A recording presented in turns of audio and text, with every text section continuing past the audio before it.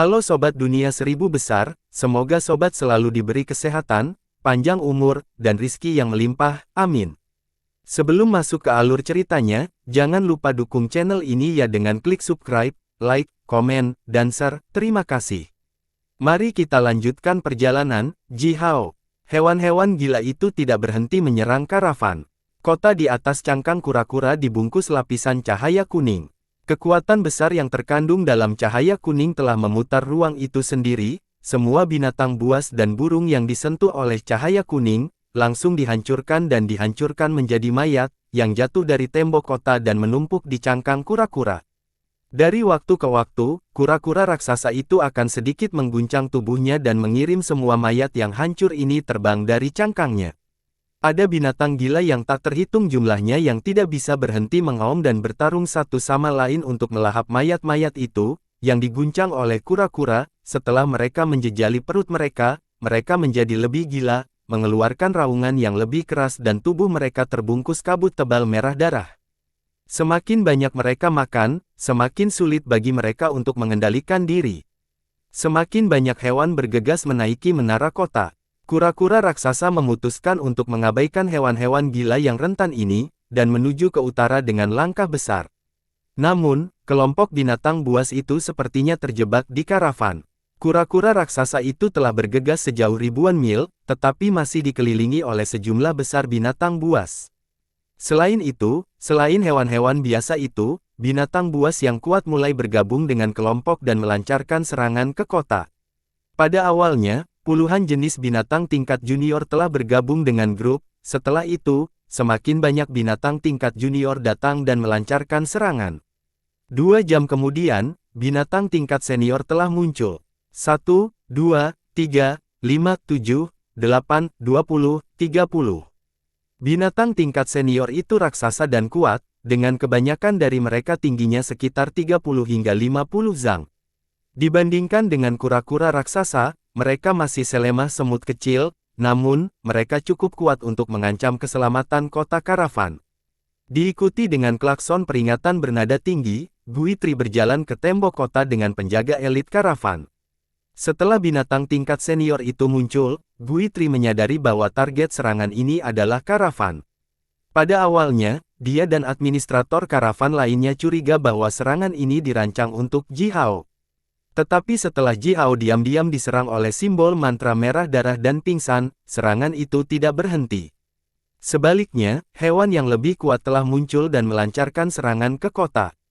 Oleh karena itu, Guitri dan yang lainnya telah mengevaluasi kembali serangan ini untuk memang menjadikan karavan sebagai target sebenarnya. Orang lain mungkin tidak tahu sejelas yang mereka lakukan bahwa setiap kali karavan penyuruh menghabiskan beberapa tahun untuk bepergian antara Southern Wasteland dan Midland, itu akan memberi mereka keuntungan yang luar biasa besar, hingga miliaran. Keuntungan sebesar itu dapat dengan mudah membuat orang menjadi gila, dan ini bukan pertama kalinya seseorang mencoba merampok karavan. Tiba-tiba, seorang penjaga karavan, yang baru saja masuk ke tembok kota, melolong keras, memuntahkan seteguk darah, dan jatuh ke tanah. Sama seperti Jihao, penjaga ini juga diserang oleh simbol mantra merah darah, yang telah melesat keluar dari bayang-bayang binatang. Simbol mantra merah darah telah mengenai kepala belakangnya dan segera meledakkan setengah dari kepalanya. Tidak lama setelah itu, tubuh penjaga ini mulai menggeliat aneh. Sebelum beberapa komandan, penjaga Magus King level bisa memeriksanya, tubuh penjaga malang ini telah berubah menjadi genangan darah kental seperti bubur, di depan wajah semua orang. Petik 2 tanda seru petik 2. Teriak Guitri sambil meninju tembok kota dengan marah, sekarang kamu seharusnya berharap kami tidak pernah menemukan siapa kamu. Kura-kura raksasa itu mengeluarkan raungan yang dalam, diikuti dengan bersin besar menyemburkan ribuan burung gila, yang telah bergegas ke lubang hidungnya yang raksasa sebelumnya, dan sekarang telah diguncang menjadi bola mayat yang hancur dan bulu yang patah. Kura-kura raksasa itu dengan malu-malu menoleh, dan berteriak marah pada Guitri, lakukan sesuatu. Singkirkan hal-hal bodoh ini atau bunuh semuanya. Ratusan, ribuan burung bodoh, mereka menyikat lubang hidung Anda dengan bulu, rasanya mengerikan. Mengerikan. Kura-kura tua yang marah itu kemudian sedikit mengguncang tubuhnya sekali lagi. Dari tepi cangkangnya, ruang di sekitarnya dalam radius puluhan mil tiba-tiba berputar. Semua cahaya dan bayangan di dalam area ini langsung menjadi aneh dan beraneka ragam, dengan cepat berkerut-kerut seperti air di pusaran air. Binatang buas dan burung di dalam area bengkok ini bahkan tidak bisa melolong sebelum meledak menjadi awan kabut darah, yang bahkan menutupi langit. Kura-kura raksasa itu membuka rahangnya lebar-lebar dan menarik napas dalam-dalam, sementara seberkas cahaya ganas melintas di bola matanya yang besar. Kabut darah yang tebal kemudian berubah menjadi aliran berbentuk naga dan ditarik ke mulut kura-kura. Kura-kura raksasa itu menelan semua darah itu, lalu bersenandung puas. Setelah itu, ia menggeram dengan suara yang bergema, sementara bola matanya yang ganas dan bersinar berputar di dalam rongga matanya. Marah saja, kamu sekelompok hal kecil yang sembrono dan bodoh. Rasa kekuatan yang besar dan menakutkan, yang mampu mengingatkan orang-orang tentang dunia primitif kuno, dilepaskan dari tubuh kura-kura raksasa, kemudian menyebar ke daerah sekitarnya, seperti tsunami. Sekelompok hewan, yang paling dekat dengan kura-kura, secara bersamaan meratap. Beberapa babi hutan yang kuat dan berotot sangat ketakutan oleh indera kekuatan kura-kura raksasa itu, menyebabkan kaki mereka bahkan tidak dapat menopang tubuh mereka sendiri. Beberapa babi hutan itu berbalik dan mulai melarikan diri, namun, mereka hanya pergi kurang dari 3 zang jauh dari kura-kura. Setelah itu mereka tiba-tiba mulai mengaum, dan tampak gila-gilaan. Pada saat yang sama, mereka berbalik dan sekali lagi bergegas tanpa rasa takut menuju kura-kura.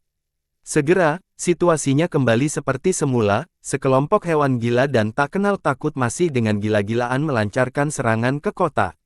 Aliran bayangan bengkok dan aneh melesat keluar dari bayang-bayang hewan, berubah menjadi simbol mantra merah darah dan menghantam tubuh penjaga karavan.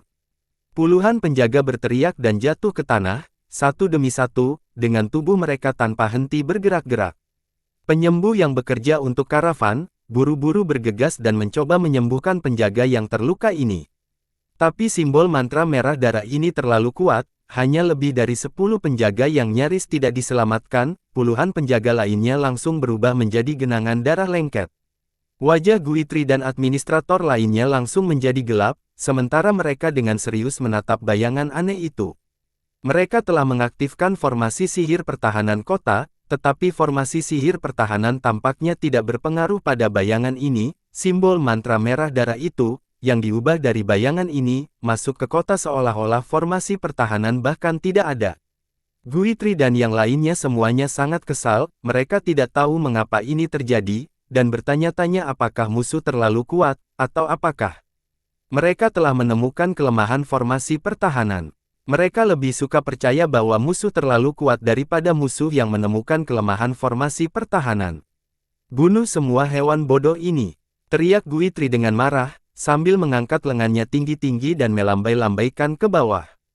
Pertarungan melawan kelompok binatang buas sangat luar biasa di sekitar tembok kota, tetapi di dalam kota itu sedamai sebelumnya. Kelompok binatang buas, yang telah masuk ke kota sebelumnya, semuanya telah terbunuh sejak lama. Sebagian besar penumpang yang telah membayar perjalanan, telah menutup pintu mereka, dan hanya memikirkan bisnis mereka sendiri. Tidak ada dari mereka yang berkeliaran di kota pada saat yang berbahaya ini.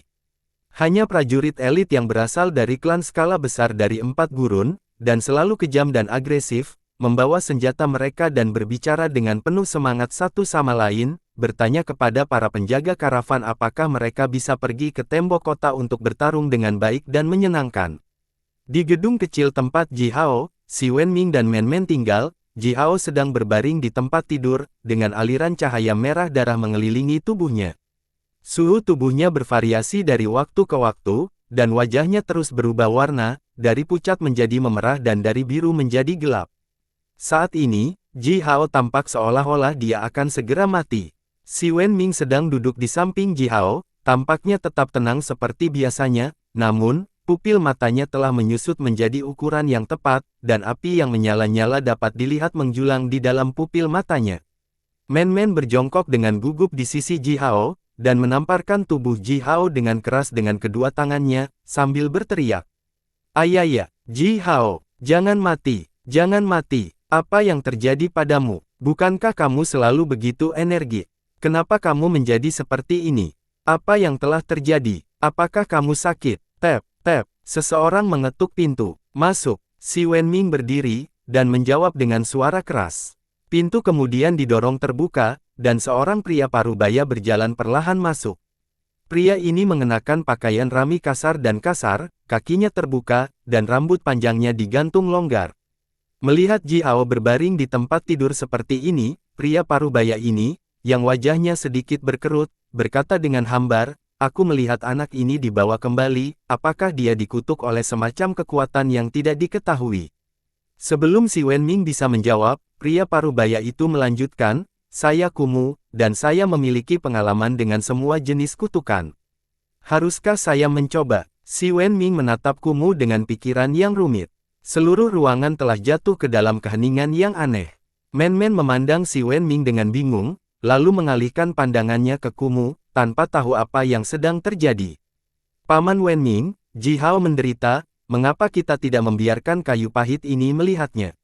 Beberapa saat kemudian men-men akhirnya memecah keheningan aneh di ruangan itu, lalu menatap si Wenming sambil mengedipkan matanya, tampak sangat polos. Si Wenming tersenyum sedikit, mundur selangkah, lalu menunjuk ke arah Ji Hao, yang telah berbaring di tempat tidur, dan berkata, "Ada baiknya jika kamu bisa melihatnya. Kumuh, saudaraku, kamu memiliki hati yang hangat, kamu pasti orang yang baik." Kumuh, saudaraku, aku hanya bertanya-tanya keterampilan medis magis seperti apa yang telah kamu latih. Sebelum Kumuh bisa menjawab, si Wenming melanjutkan, "Serangga, tanaman, binatang, roh, hantu, dunia bawah. Keterampilan medis magis sangat protean, begitu pula kutukan yang sesuai dengan setiap jenis keterampilan. Aku tidak tahu apa atau siapa yang melakukan ini pada Hao." Kumuh menggulung lengan. Bajunya yang kotor seperti kain, duduk dengan tenang di samping Ji Hao, lalu menekan 3 jarinya ke pergelangan tangan Ji Hao. Jari-jarinya sedikit bergetar sesuai dengan denyut nadi Ji Hao. Sementara itu, Kumuh dengan lembut berkata, "Saya bukan siapa-siapa selain seorang disiplin, bepergian keliling dunia. Apa yang telah saya praktikkan adalah jenis keterampilan medis magis khusus yang kebanyakan orang tidak pernah mendengarnya." Kumuh kemudian mengangkat kepalanya, menatap mata si Wenming dan melanjutkan, "Saya belum pernah bertemu pemuda ini sebelumnya, saya juga tidak memiliki apapun terhadapnya. Saya hanya ingin tahu tentang kutukan sihir padanya, jadi saya datang untuk melihatnya. Mengapa Anda, pria yang begitu mulia, mempermalukan orang miskin dan rendah hati seperti saya?" Si Wenming tersenyum, lalu menggelengkan kepalanya. "Bangsawan, orang miskin dan rendah hati." Kata-kata Kumuh cukup agresif. Men-men tidak tahu, tetapi si Wenming tidak seperti men-men.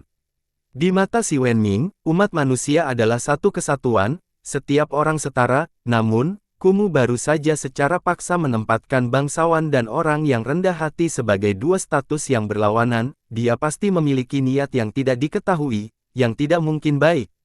Ji Hao berbaring di tempat tidur, dengan hati-hati mengendalikan semua kekuatan spiritualnya, tanpa membiarkan sedikit pun kekuatan roh keluar dari tubuhnya. Salah satu keistimewaan dari mantra dan dengan 9 kata rahasia, adalah bahwa itu dapat membantu seseorang untuk mengembangkan potensinya sendiri, dan memanipulasi kekuatan universal. Dengan berlatih dengan mantra dan dengan 9 kata rahasia, selama lebih dari 10 tahun, Ji Hao sekarang dapat dengan bebas memanipulasi kekuatan yang paling halus, yang memungkinkannya untuk mengukir pola bahkan pada titik tepat. Dia sekarang juga mengendalikan darah dan kekuatan garis keturunannya sendiri, membuat tubuhnya terlihat mengerikan. Namun, sebelum dia bisa menarik orang-orang yang sebelumnya mencoba membunuhnya, seorang tamu serakah yang tak terduga telah muncul. Pada saat Ji Hao diserang oleh simbol mantra merah darah, meskipun dia tidak merasakan apapun dari kekuatan simbol mantra merah darah sendirian, 2 ular api sihir yang dikontrak dengan jelas memberitahunya bahwa mereka telah mencium monyet kecil bermata 3 dari simbol mantra merah darah. Ini berarti bahwa kelompok hewan yang tak ada habisnya, yang menyerang karavan, juga didorong oleh monyet kecil bermata 3.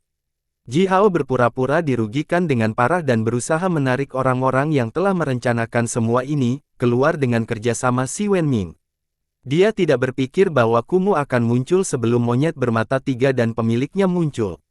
Begitu Kumu menekan jari-jarinya di pergelangan tangan Jihao diam-diam mengendalikan energi vital dan darahnya, dan membuatnya secara acak dan keras menyembur di dalam tubuhnya. Darahnya sepertinya telah berubah menjadi monyet nakal, dengan cepat mengalir ke dua arah, dengan arus dan melawan arus. Segera, pusaran yang tak terhitung jumlahnya muncul di dalam pembuluh darahnya yang besar, dan pembuluh darah kecil semuanya kusut menjadi berantakan.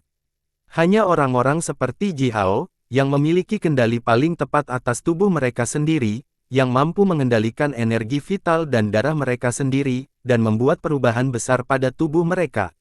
Di Southern Wastelen, bahkan Raja Magus hanya akan memberikan sebagian besar perhatian mereka pada metode yang melibatkan serangan fisik, dan hampir tidak ada dari mereka yang memiliki kesabaran untuk berlatih mengendalikan tubuh mereka sendiri. Oleh karena itu, tidak ada dari mereka yang bisa mencapai apa yang dilakukan Jihao saat ini. Jari-jari Kumu dingin dan kering, dan melepaskan rasa kekuatan yang dingin dan halus, seperti potongan batu giok berkualitas tinggi. Untaian tajam kekuatan dingin menyembur keluar dari ujung jarinya, ke tubuh Jihao, dan dengan cepat menyentuh semua pembuluh darah Jihao. Setelah itu, ekspresi wajah Kumu menunjukkan bahwa dia sangat terkejut. Dia belum pernah melihat seseorang dengan darah dan energi vital menyembur di sekitar, dan seluruh tubuh mereka dalam kekacauan seperti itu.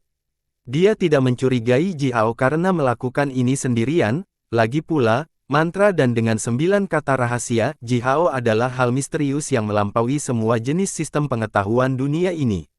Kumu bahkan tidak pernah bisa membayangkan bahwa itu seorang junior magus Wastelen Selatan dapat dengan tepat memanipulasi darah dan energi vitalnya sendiri dan melakukan sesuatu seperti ini. Oleh karena itu, Kumu percaya bahwa Jihao memang menderita kutukan darah yang kejam. Masalahnya adalah, kutukan darah macam apa yang bisa membuat tubuh Jihao menjadi berantakan. Yang lebih membingungkan lagi, apa kutukan darah aneh ini, yang telah mengubah seluruh tubuh Jihao menjadi berantakan, tetapi masih membuatnya tetap hidup, berlama-lama, dalam kondisi yang terus memburuk. Aliran cahaya serakah melintas di pupil Kumu, apakah Jihao membawa harta karun yang menyelamatkan hidupnya? Jari-jari Kumu masih menekan dada Jihao. Dia kemudian melihat ke bawah, dan menatap tas penyimpanan kecil yang diikatkan di pinggang Jihao, tersenyum, lalu berkata, "Anak muda, tas penyimpananmu ini cukup indah dan indah." Si Wenming menyipitkan matanya, tersenyum juga, dan tetap diam. Merpati gemuk yang berdiri di atas kepalanya tiba-tiba mendengkur. Men-men berjongkok di samping tempat tidur, menatap Jihao dengan cemas, menghela nafas dan berkata, "Tas kecil ini." Jihao membunuh beberapa perampok bodoh dan merebut ini dari mereka. "Oi, kayu pahit, jangan hanya melihat sekeliling, lakukan sesuatu dan sembuhkan Jihao." Kumu tersenyum, lalu perlahan mengangguk dan menjawab, aku sudah memiliki pemahaman kasar tentang kutukan sihir pada pemuda ini, biarkan aku mencoba mantra pembebasan cebol milikku, dan lihat apakah aku bisa menetralkan kutukan sihir ganas ini untuknya." Saat berbicara, Kumu mengunci jari-jarinya dan meregangkan semua jarinya, membuat tangannya terlihat seperti teratai, lalu menyipitkan matanya dan mulai mengucapkan mantra aneh.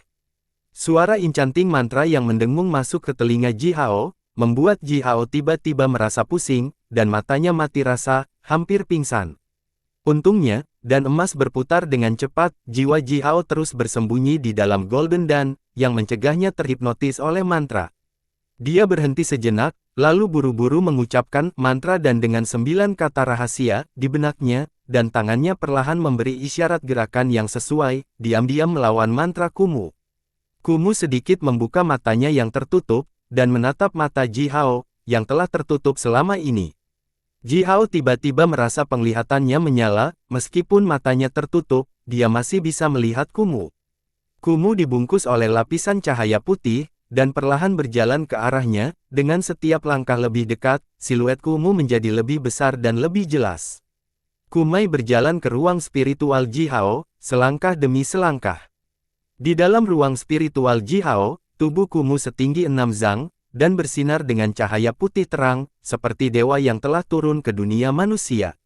Kumai membuka mulutnya dan mulai berbicara, teratai ringan dimuntahkan dari mulutnya, satu demi satu.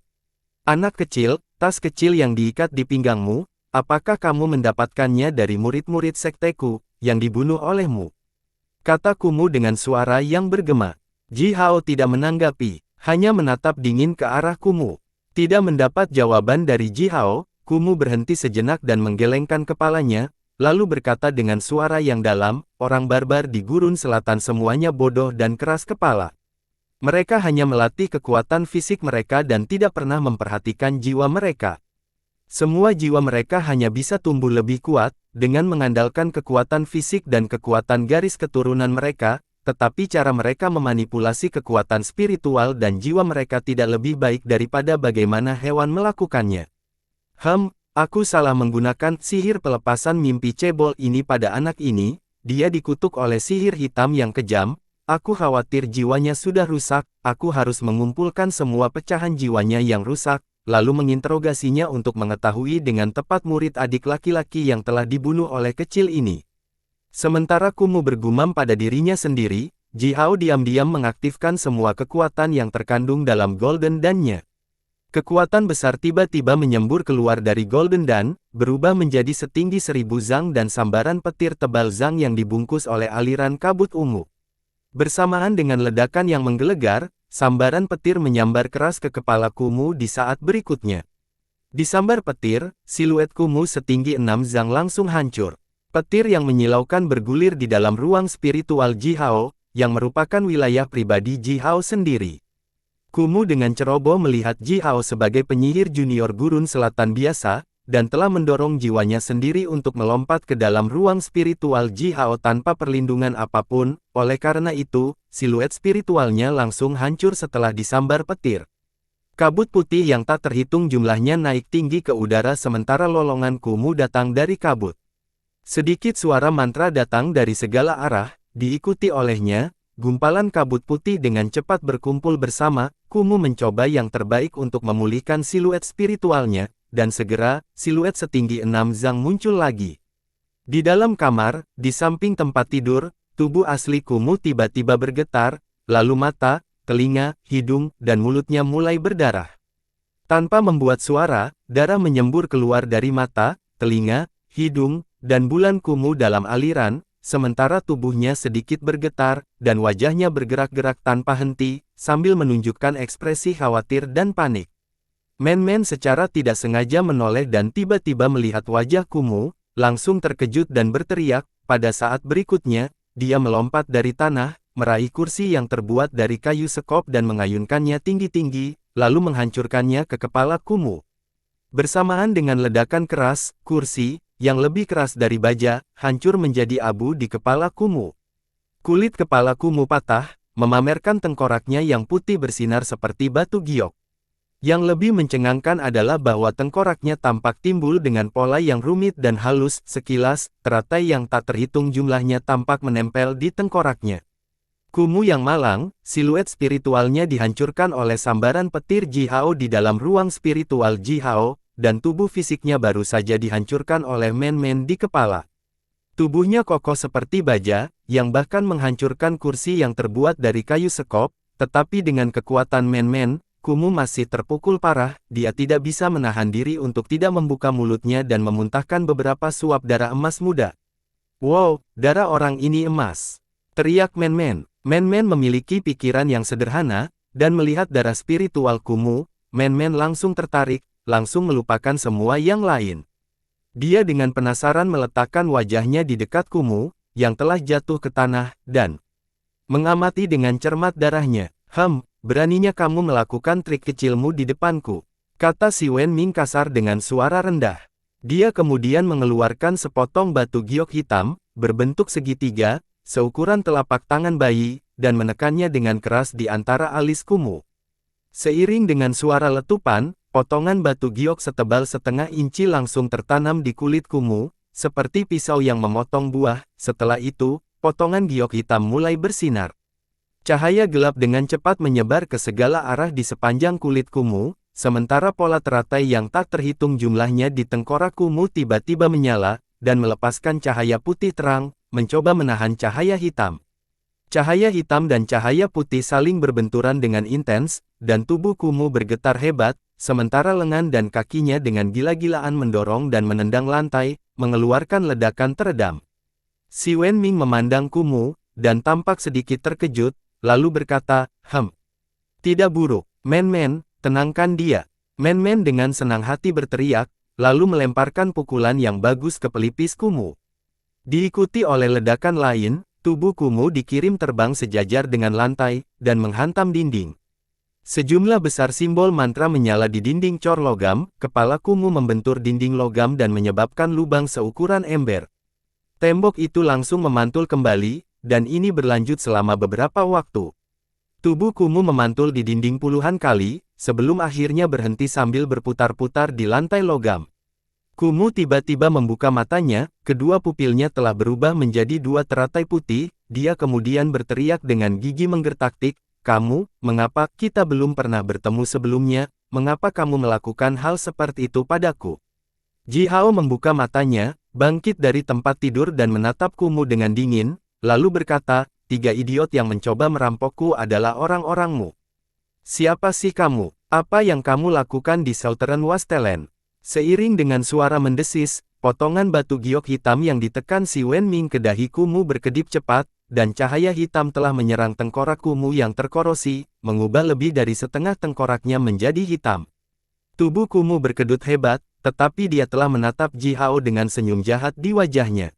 Baru saja, Kumu merasakan bahwa tubuh fisiknya terluka parah, jadi dia tidak sabar menunggu sampai siluet spiritualnya pulih sepenuhnya, dan hanya menariknya kembali secara paksa dari ruang spiritual Ji Hao dengan sihir rahasia. Pada saat itu, Ji Hao melihat siluet spiritual Kumu berubah menjadi seberkas cahaya putih, yang dikelilingi oleh api putih redup, dan keluar dari ruang spiritualnya, mencoba keluar secara paksa. Ji Hao telah dengan jelas melihat bahwa Kumu telah membakar jiwanya sendiri untuk keluar secara paksa, ini berarti, untuk menariknya kembali dari ruang spiritual Ji Hao, Kumu telah melukai jiwanya sendiri. Kekuatan spiritual Ji Hao tidak cukup besar, dan gagal menjebak jiwa Kumu, yang jauh lebih kuat daripada jiwanya sendiri. Namun, ketika setengah kecil dari jiwa Kumu keluar dari ruang spiritual Ji Hao, dan setengah besar masih tersisa di dalam, busur yang sangat samar melintas di ruang spiritual Ji Hao. Kumu melolong, dan 70% jiwanya tetap terjebak di ruang spiritual Ji Hao. Di dalam ruang spiritual Ji Hao, pria misterius itu perlahan muncul dari udara, membuka mulutnya secara lebar dan menelan sisa jiwa Kumu. Berhenti sejenak dengan mata menyipit, pria misterius itu kemudian menatap Ji Hao, dan berkata, "Anak kecil, kamu mungkin telah memprovokasi sekelompok orang yang sulit dihadapi. Tapi jangan khawatir, kamu akan pergi ke kota Puban, dan kematian murid-murid rendah seperti Kumu tidak mungkin membawamu ke orang-orang yang merepotkan itu." Pria misterius itu kemudian perlahan menghilang. Melihat senyum kejam Kumu, Ji Hao melompat dari tanah dan menamparkan wajahnya dengan keras. Diikuti oleh suara tepuk tangan yang cerah, Kumu memuntahkan seteguk darah lagi. Dia tetap tersenyum kejam, sambil menatap Ji Hao. Pada saat yang sama, dia berjuang dari tanah, duduk dengan kaki disilangkan dan mengunci jari-jarinya, lalu mengatakan sesuatu dengan suara aneh. "Bagus, sangat bagus. Kamu berani membunuh murid sekte kami, Anda akan membayar kembali dosa Anda. Anda pada akhirnya akan membayar paket." Kemudian Kumu tersenyum menyeramkan, dan tubuhnya tiba-tiba terbakar. Nyala api putih murni seperti glasir membungkus tubuhnya, dan tubuhnya meleleh seperti lava. Tetesan cairan putih salju menyembur keluar dari tubuh Kumu, berkumpul bersama dengan suara gemerincing, dan secara bertahap membentuk beberapa mutiara putih seukuran ibu jari. Tubuh Kumu kemudian meleleh sepenuhnya, dan 108 mutiara putih muncul. Setiap mutiara putih timbul dengan pola teratai samar. Ji Hao memandang si Wenming tertegun, dan berkata, "Ini bukan sihir Southern Wastland, mungkinkah itu sihir Eastern Wastland? Gurun Utara, Gurun Barat, atau Midland?" Si Wenming dengan tenang meraih semua mutiara putih itu, menyatukan kedua tangannya dan dengan mudah menghancurkan mutiara putih itu menjadi gumpalan asap putih. Dia kemudian berkata dengan hambar, "Kamu anak-anak, jangan terlalu memperhatikan hal-hal keji heterodoks ini, mereka bahkan tidak layak disebutkan. Tidak peduli berapa banyak dari mereka yang mengejar kita, kita hanya akan membunuh mereka semua. Ji Hao mengangguk, dia hanya akan mengatakan sesuatu, tetapi Men-Men melesat ke arahnya dan memeluknya erat-erat, lalu meraih kepalanya dengan kedua tangannya dan menggelengkan kepalanya dengan keras, sambil berteriak, Ji Hao. Apakah Anda baik-baik saja? Anda tidak terluka, jadi Anda hanya berpura-pura, seperti saya ketika saya masih kecil. Leher Ji Hao mengeluarkan suara retak yang keras. Dinosaurus berbentuk manusia yang mengerikan ini, dia hampir merobek kepala Ji Hao dari lehernya. Di gedung lain, di sebelah Ji Hao, Si Wenming dan Men-Men tinggal, kelima pria botak itu semua tertawa. Mari kita mulai, beri sedikit tekanan pada Si Wenming itu, hehe, biarkan anak kecil itu memuntahkan darah, dan membuat Si Wenming mulai khawatir. Monyet kecil bermata tiga itu menyeringai ganas, lalu tiba-tiba mengeluarkan mantra dengan suara bernada tinggi. Di kamar Ji Hao tiba-tiba menatap tato yang berubah di cangkang gagak emas di dadanya. Seberkas cahaya merah darah yang sangat tipis melintas di tato itu. Si Wenming dan Men-Men secara bersamaan menoleh, dan menatap Ji Hao. Si Wenming berdiri diam, dan dengan hati-hati mengamati sedikit berkas cahaya merah darah ini. Men-Men menarik seluruh wajahnya dengan erat di depan dada Ji Hao, sambil membuka matanya lebar-lebar dan menatap gumpalan cahaya merah darah yang sangat tipis ini. Mereka telah mengaktifkan kekuatan yang terkandung dalam kutukan, haruskah saya muntah darah, atau berteriak? Kata Ji Hao dengan senyum di wajahnya, Paman Wenming, dua bayi ular saya memberitahu saya bahwa kutukan ajaib ini berasal dari monyet kecil bermata tiga itu. Melihat sekelompok hewan gila yang menakutkan di luar sana, saya ingin menarik orang-orang yang merencanakan semua ini. Si Wenming mengangguk sambil tersenyum, dan berkata, hewan-hewan itu memang tidak berperilaku benar, tetapi dengan kekuatan hanya beberapa orang itu, mereka seharusnya tidak bisa membuat hewan-hewan itu segila ini. Siapapun yang mendukung mereka, tidak lemah sama sekali. Bukan ide yang buruk untuk berpura-pura terluka dan menarik mereka keluar. Setelah Si Wenming menyelesaikan pidatonya, mata Men-Men yang cerah dan besar tiba-tiba muncul lebih lebar. Pada saat berikutnya, sepasang palu penghancur gunungnya melesat keluar satu demi satu, dan menghancurkan dinding bangunan kecil ini lurus, lalu menabrak bangunan kecil lain yang terletak di sampingnya. Meskipun Men-Men tampak seperti gadis kecil yang ceroboh, saat Ji Hao bertengkar dengan pria botak di restoran, Men-Men telah sepenuhnya menghafal ruang tamu mereka. Bahkan gerakan ini, di mana dia mengayunkan palunya dan langsung menabrak kamar orang-orang itu, telah diam-diam dilatih di benaknya beberapa kali. Kedua palu raksasa itu meledak satu demi satu, dan menghantam tepat di tempat kelima pria itu duduk, tanpa sedikit pun penyimpangan. Men-Men tidak mungkin melihat apa yang telah mereka lakukan di ruangan itu, tetapi dia secara akurat melemparkan palu ke kepala mereka.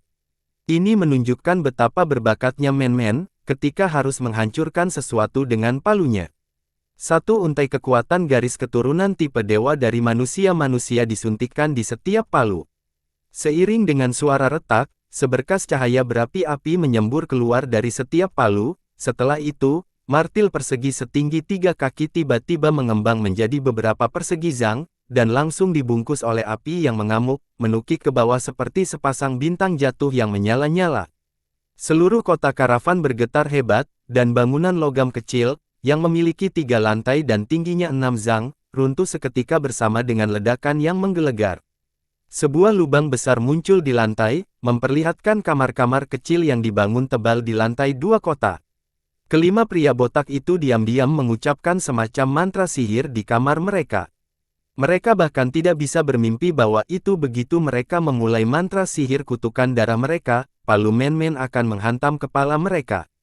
Tanpa alasan, pengunduran diri atau bukti apapun, hanya dengan pengurangan Ji Hao dan Si Wenming, bencana besar telah menimpa kepala mereka. Dua palu yang berat dan raksasa, yang melampaui penyihir senior manapun dalam berat dan kekuatan, menghantam tepat di kepala kelima pria itu. 4 dari mereka hanya bisa mengeluarkan beberapa erangan menyakitkan sebelum mereka benar-benar dihancurkan oleh palu ini. Hanya pemimpin tim yang melolong dengan suara aneh sementara simbol mantra yang tebal dengan cepat muncul dari kulitnya. Bersamaan dengan itu, tubuhnya tiba-tiba mengembang, dan menjadi setinggi 5 zang. Dia mengangkat kedua tangannya dan dengan susah payah menangkap salah satu dari dua palu. Cahaya berapi-api bersinar dan kekuatan api menyebar ke segala arah. Martil itu sepertinya mencoba menghancurkan pria itu, sementara pria pemberani itu meraung serak. Berat palu yang menakutkan tidak lebih ringan dari gunung sungguhan, dan semua tulang pria itu mengeluarkan suara berderit. Kedua kakinya telah sepenuhnya tenggelam ke tanah yang terbuat dari logam. Monyet kecil bermata tiga itu berteriak ketakutan. Ia langsung berhenti mengucapkan mantra dan memanipulasi kekuatan yang terkandung dalam kutukan darah. Sebaliknya, ketiga matanya secara bersamaan menyemburkan sinar cahaya hijau untuk membantu pemiliknya mengangkat palu, yang tentang menghancurkan pria botak. Jelas, kekuatan fisik bukanlah spesialisasi monyet kecil ini. Untuk melepaskan kekuatannya dan mengangkat palu, ia harus mengaktifkan kutukan jahat. Puluhan ribu simbol mantra aneh menyembur keluar dari dalam tubuhnya. Kita sudah mati, desah dan berkata pria botak itu putus asa. Dia benar, simbol-simbol mantra yang menyembur keluar dari tubuh monyet kecil itu tepat, berbentuk hidup seperti semua jenis binatang, mereka semua terbungkus dengan cahaya merah darah dan melepaskan rasa kekuatan gelap yang kuat, terlihat seperti binatang buas dan marah. Dipelihara oleh jiwa dan darah roh dari semua hewan yang terbunuh itu, simbol mantra ini telah menjadi hidup seperti hewan sungguhan. Tidak perlu menjadi magus pries yang kuat, setiap magus senior yang bahkan memiliki pemahaman paling dasar tentang mantra sihir, akan dapat mengetahui hubungan antara simbol mantra ini dan serangan oleh sekelompok hewan gila di luar kota. Ji Hao menggelengkan kepalanya, sedikit menepuk kepala Men-Men dengan tangan kanannya, lalu berjalan ke lubang besar di dinding yang ditinggalkan oleh palu Men-Men, dan menatap pria botak itu, yang sedang ditekan oleh salah satu palu Men-Men dan tidak bisa bergerak.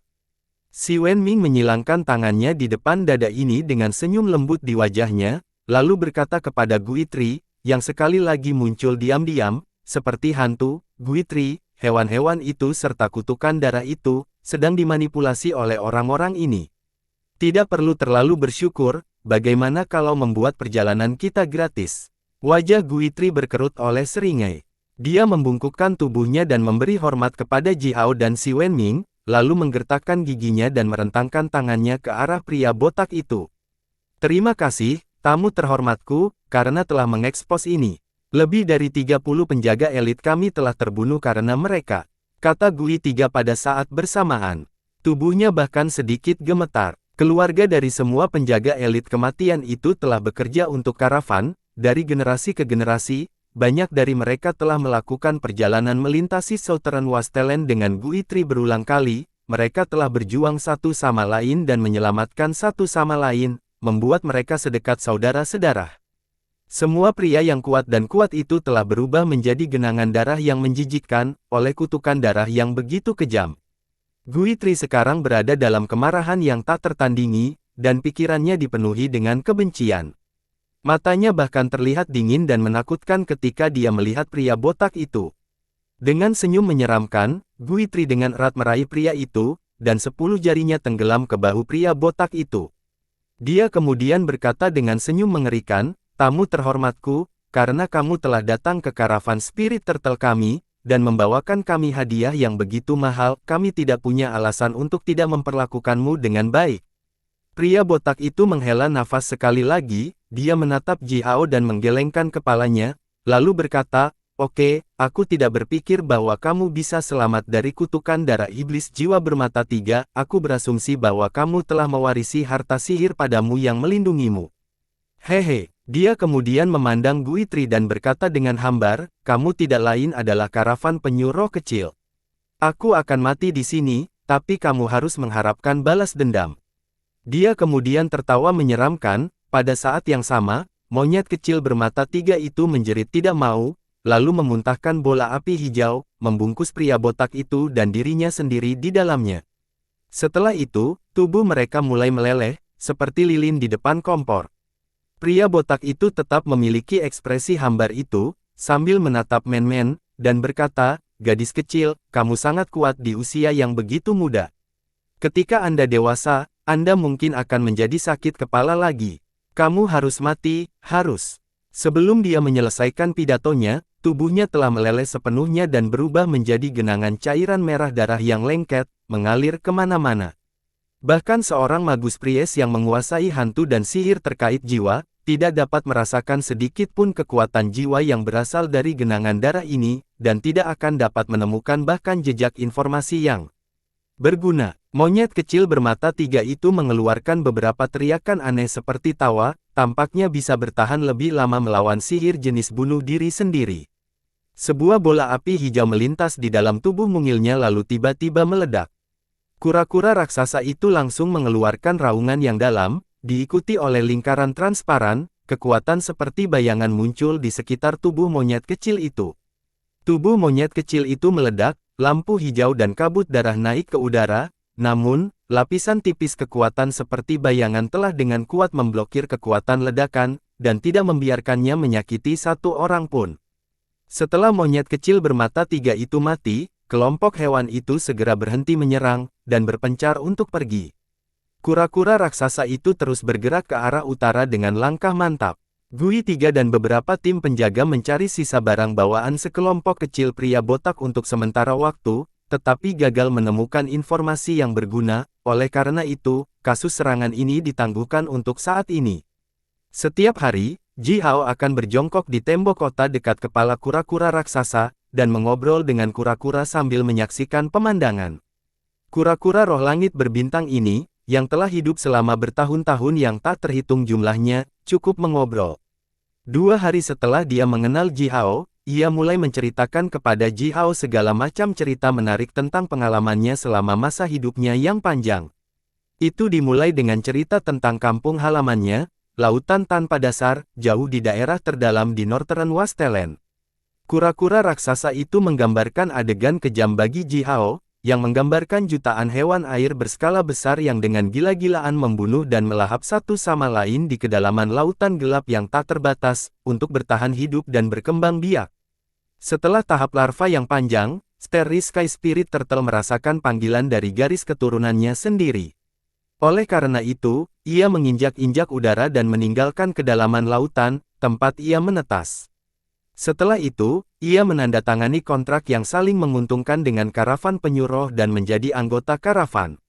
Selama ribuan tahun terakhir, kura-kura raksasa ini telah membawa kota di punggungnya, hidup bersama generasi demi generasi anggota karavan, melindungi dan mengandalkan satu sama lain, saat bepergian antara Midland dan Southern Wasteland. Ia telah menyaksikan perang yang mengerikan di Midland, pembunuhan massal yang tidak cerdas di kehampaan, serta pemusnahan klan yang paling sanguinari di Southern Wasteland. Dalam hidupnya, ia telah bertemu terlalu banyak prajurit yang kuat dan pemberani, dan wanita cantik yang menakjubkan. Namun, di mata kura-kuraku, bahkan gadis tercantik dari umat manusiamu masih kekurangan cangkang kura-kura. Kata kura-kura raksasa itu sambil merindukan menatap langit, setelah itu ia menghela nafas panjang, dan berkata perlahan, "Etika saya masuk ke tingkat penyihir ilahi, saya akan menjadi kura-kura roh langit berbintang dewasa yang nyata. Kemudian saya dapat menemukan diri saya sebagai istri kura-kura, dan memiliki sekelompok bayi kura-kura. Makna hidup tidak lain adalah reproduksi." Mendengar kata-kata kura-kura, Ji Hao tersenyum dan menggelengkan kepalanya, lalu berkata, "Makna hidup jelas lebih dari sekadar reproduksi."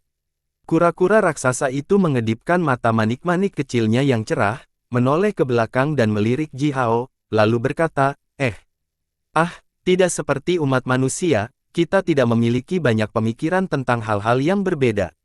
Kita hanya ingin mengisi perut kita, tidak dibunuh oleh orang lain dengan kekerasan, sampai hidup kita berakhir secara alami, dan memiliki keturunan sebanyak yang kita bisa, untuk meningkatkan jumlah jenis kita. Ini semua adalah tujuan hidup kita. Adapun kura-kura raksasa itu sepertinya ingin melanjutkan tetapi ragu-ragu, ia kemudian menatap wajah muda dan lembut Ji Hao, mengedipkan matanya lagi, merendahkan suaranya dan bergumam, "Adapun banyak hal yang akan dikejar umat manusiamu seumur hidup, kami tidak menghargai hal-hal semacam itu sebanyak yang kamu lakukan." Ji Hao memandangi kura-kura yang penuh rasa ingin tahu dan terkejut, lalu bertanya, "Hal-hal apa yang kami hargai tetapi bukan kamu?"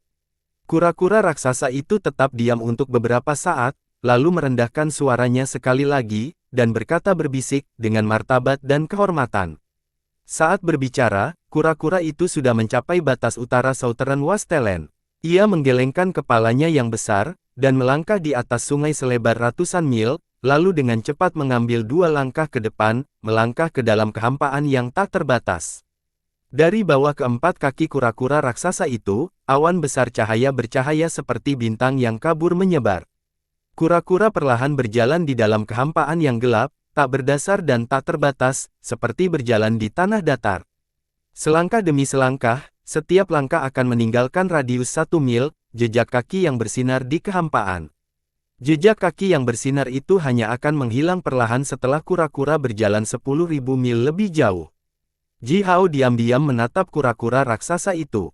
Kura-kura itu bergegas ke dalam kehampaan selama lebih dari setengah jam, lalu menoleh, perlahan menyeringai pada Ji Hao, dan berkata, itu mungkin terdengar seolah-olah tidak memiliki tulang punggung, tetapi dalam garis keturunan kita terlalu banyak adegan makhluk yang dulunya kuat menghilang telah direkam.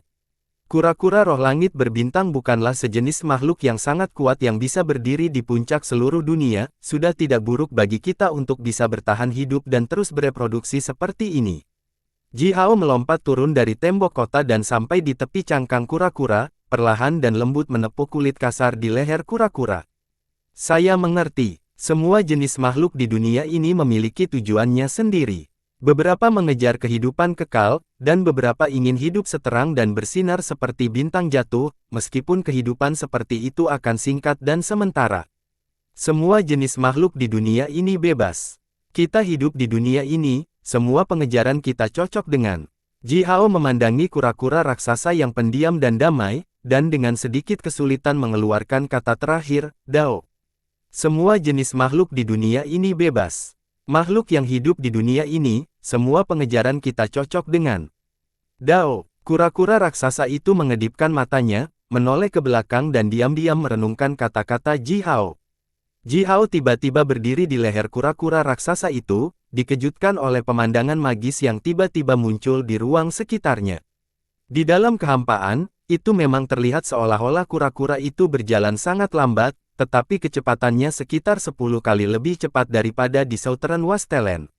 Di Southern Wasteland, kura-kura harus ekstra hati-hati untuk mencegah dirinya meninjak lubang besar di hutan Southern Wasteland atau mengguncang gunung hingga runtuh. Namun, dalam kehampaan, tidak peduli seberapa cepat ia bergegas, kehampaan yang tak terbatas masih bisa menahan berat dan kecepatannya. Itu hanya setengah jam yang besar, tetapi kura-kura raksasa itu sudah bergegas hampir 1 juta mil. Awan debu bintang yang luar biasa seperti lautan, yang telah menyebar bermil-mil yang tak terhitung jumlahnya, tiba-tiba muncul di depan kura-kura raksasa itu.